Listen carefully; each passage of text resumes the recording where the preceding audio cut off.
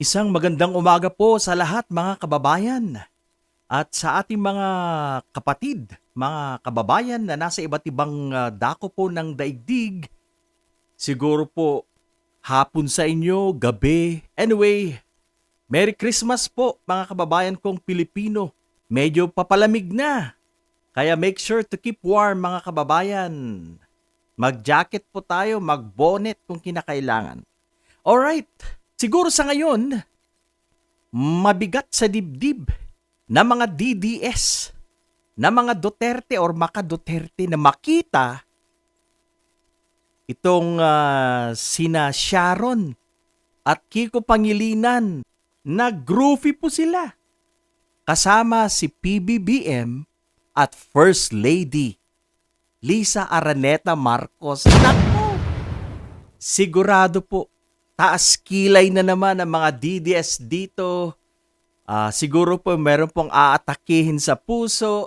Mabigat ang kalooban na makitang nagpa-picture itong si Kiko Pangilinan, si Sharon, si President Marcos kasama ang kanyang First Lady. Iyan po mga kababayan. Ano po masasabi nyo dyan? Nagkakaisa na ba? Meron na bang unification ang Pink Lawan at saka mga Marcos? What do you think? Sabihin niyo po ang inyong opinion dyan sa baba. Pag-usapan po natin, ito po ay aking opinion lang. Ang aking po mga pinapahayag ay galing po sa aking pananaw, pansariling pananaw. Sa aking pong pagkakaalam, I think there was an event na nangyari po sa palasyo kung saan pinatawag ang mga celebrities. Sila nga po ay pinarangalan, ang mga celebrities. So yan po ang way of appreciation ng palasyo sa mga artista po natin. At alam naman po natin na kung pinag-uusapan natin ng show business, abay hindi mawawala dyan ang megastar Sharon Cuneta. Yan. At kung andyan ang megastar, of course, andyan din po ang ating Vice Presidential Aspirant Kiko Pangilinan noong pong 2022. At alam po natin na si Kiko Pangilinan ay malapit kaibigan ni Leni Robredo. Sila po ay malapit sa grupo ng, mga pink. So yan po. So ang tanong dito, nagkakaroon na po ba ng unification? Ang grupo ng pink at saka grupo ng Administrasyong Marcos? Yan po ang pag-uusapan po natin yan, mga kababayan. Para nakikita ko po yung mga DDS na galit na galit. Dahil yung pong kanilang dating kasamahan ay wala na. Hindi na po sila magkaayos ngayon. Ano kaya reaction dito ni Vice President Sara Duterte sa picture na ito ni Sharon Cuneta, megastar, kasama ang kanyang asawa with PBBM and his First Lady. Mga kababayan, mukhang naiiwan na pag-iiwanan po itong mga Duterte. Wala na. Isolated na po sila. Kumbaga, ang labanan na po ngayon is the Filipino people versus the Dutertes of Davao. Parang yan po nakikita natin. Mga kababayan, para po sa akin is hindi naman po talaga kaaway ang administrasyon. Para po sa isang matinong Pilipino, dapat of course sumusuporta sa gobyerno kung tama ang ginagawa ng gobyerno. And we cannot deny the fact na ang ating gobyerno, ang ating administrasyon, meron din po silang mga pulisiya na maganda na we are accepting it. Dahil maganda ang kanilang policy sa West Philippine Sea, okay naman yan. Ang kanilang policy na medyo lumambot na po sila sa ICC, okay po yan. Yung pong sa PhilHealth, kung meron pong pagkukulang ang gobyerno, meron pa pong pagkakataon ng Pangulo to go over it again, to review kung ano bang pwedeng gawin. Dahil sa ngayon po, marami pong mga umaangal, hindi po natin alam. Pwede pong balikan ni PBBM yan at might reconsider or kaya will come up with a different options kung ano pong dapat nilang gawin. Ang point ko po dito mga kababayan, napaka-bitter naman po natin kung all the time we are attacking the administration. Hindi naman po dapat ganun.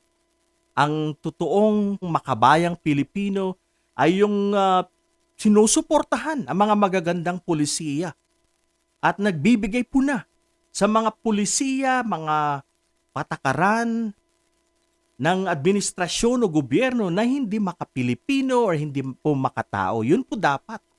Hindi naman maganda yung lagi ka na lang bumabatikos o maatake sa gobyerno. Hindi po dapat ganun. Hindi po ganun. We support, we accept yung mga pulisiya ng administrasyon na maganda. At yung hindi po sa palagay natin hindi makatao, well, ano po yan? Kinokomentohan po natin, pinupuna po natin yan at hoping na the president, the administration will reconsider, will go over it again at hopefully makapag-isip po sila ng mas magandang bagay, kung ano ba mas tamang desisyon para sa mga tao. Yan. Now, balik po tayo sa isyong Sharon Cuneta and PBBM.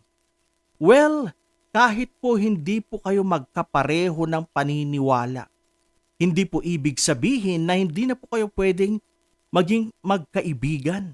Yan, mga kababayan. Itong mga Duterte lang naman po ang mga namimersonal. Talagang they are keeping grudges po itong pamilya po na to. Ganun na rin ang kanilang mga kaalyado. They are keeping grudges. Ang tingin po natin sa kay PBBM and his wife, ang tingin po natin kina Sharon at former Senator Kiko Pangilinan, ang mga tao po na ito ay mga professional at sila po ay sport. Hindi ibig sabihin na magkaaway kayo all the time. Siguro meron kayong mga hindi pagkakaiba ng paniniwala, pero ang mga Duterte iba po. Talagang they keep grudges. Kung kaaway ka, talagang kaaway ka na nila. Yan po. Kaya saludo po tayo sa dalawang couple na to. Sina Kiko Pangilinan at Sharon Cuneta. Ganun na rin kay PBBM and his wife na napaka-sport po nila. Napaka-professional. Ganun po dapat.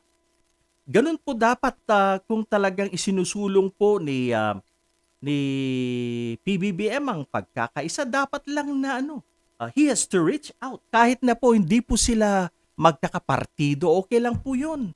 Tama lang po yun. So para po sa akin mga kaibigan, hindi ibig sabihin dahil po sa larawang ito, dahil po sa isang pagkikita, hindi po ibig sabihin na united na po ang Pink at saka administrasyon. Hindi po. Sa mga Pink dyan, hindi ibig sabihin po na ito po ay pagkakaisa, pagka-unite ng administrasyon ng Pink. Para po sa akin, hindi. Hindi po yan. Ito lang po ay, pagpapakita ng respetuhan. Pagpapakita o pagkakaibigan.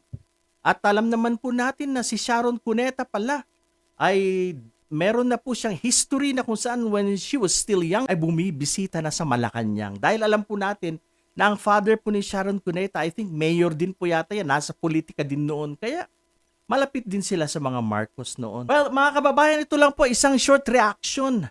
At nais ko lang sabihin na maganda po yung nakikita po natin ganito. Hindi po all the time na iniisip po natin na magkaaway, yung ganito, yung Pink at saka administration. Hindi po. I have to say once again na ang talagang nakikita ko pong ibang-iba sa ating mga Pilipino ay mga Duterte, ang grupo ng DDS. Kaya para po sa akin, hindi ko po tinuturing na kaaway ang administrasyong Marcos.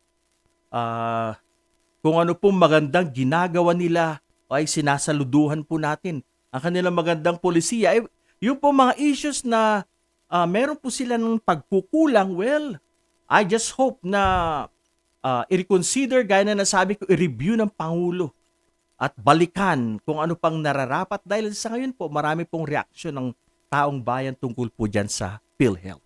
Okay mga kababayan, hanggang dito na lang po muna ngayon. Isang magandang umaga po sa inyong lahat. Merry Christmas! Malapit na, ilang tulog na lang, Pasko na.